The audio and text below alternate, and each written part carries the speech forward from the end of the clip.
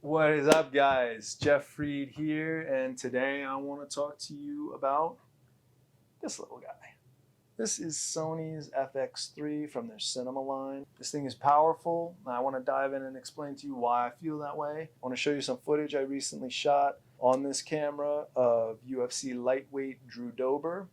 It was during his training camp for his recent fight against Ricky Glenn.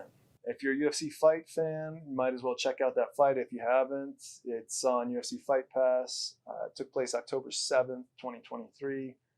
It's worth watching. So let's dive right in. So one of my favorite benefits of this thing is just its compact nature. It is so lightweight and small. It basically fits right into my hand. It's got a great pistol grip. So the next feature that I absolutely love, and is one of the main reasons I bought it, is the autofocus system. It's next level. I came off of a Canon 5D. I originally had a Canon 5D, the Mark I, before it shot video. I had the Mark II when they introduced video. I've had the Mark III. This camera we're shooting on right now is actually a Mark III. And this one over here is a 5D Mark II. And the 5D is just so bulky compared to the FX3. You know, Canon's color palette was one of the reasons I always wanted to use a Canon, always shot with Canons.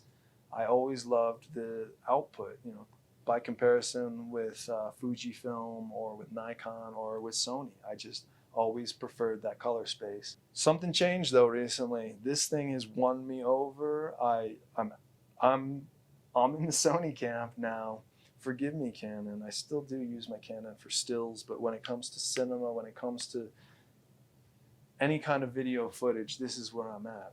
So the autofocus on the Sony FX is one of my favorite features for this camera. The autofocus is fast, it is sharp, and it has an incredible auto tracking system.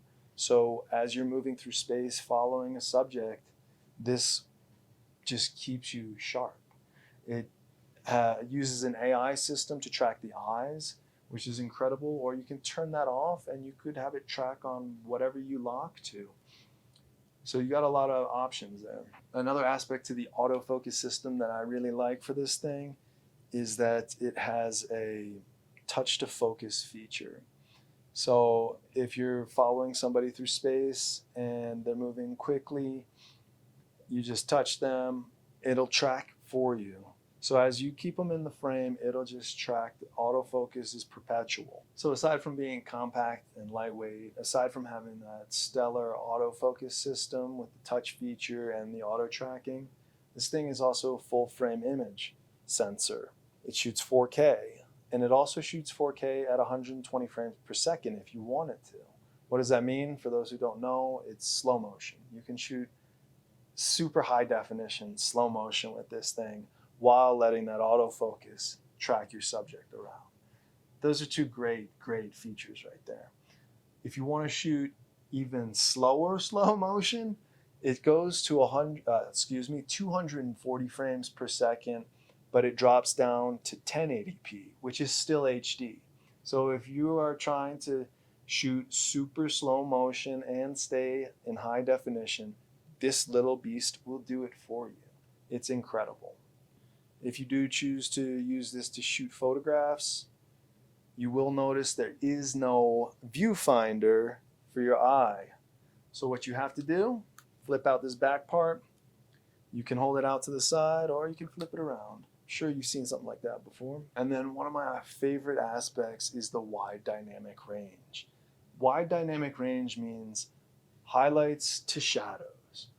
It can pick up highlights and shadows and keep the delicate detail in both. The range is incredible. That just means you're going to have more information to work with when you get into post-production. So wide dynamic range is very important. Now you combine all these features together: lightweight, compact, autofocus, touch focus, auto tracking, HD, 4K, while also being able to shoot 120p, 120 frames per second or 240 frames per second. I mean, all these things, it's incredible.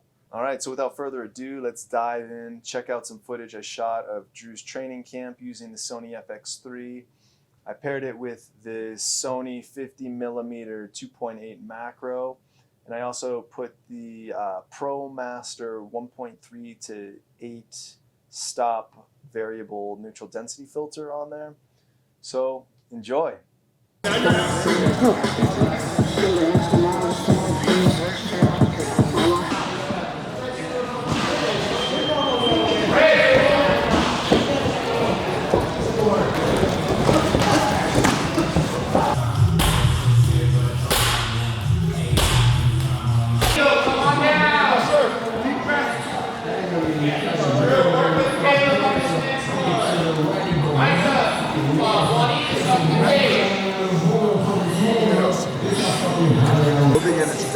That's why I was telling you to shrink, right? Rather than try to wrestle, right? But that's a lot of energy.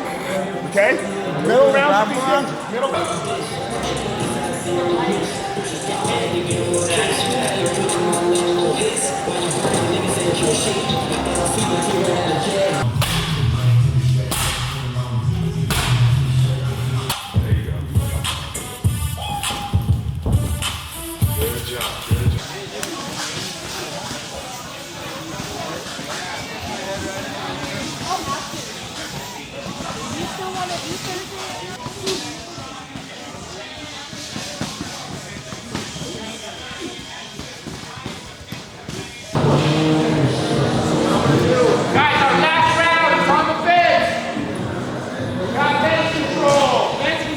Voila, that's what I got for you guys today. Thank you so much for watching the footage, for listening to the review. If you have any questions or if you have any comments, please put them below.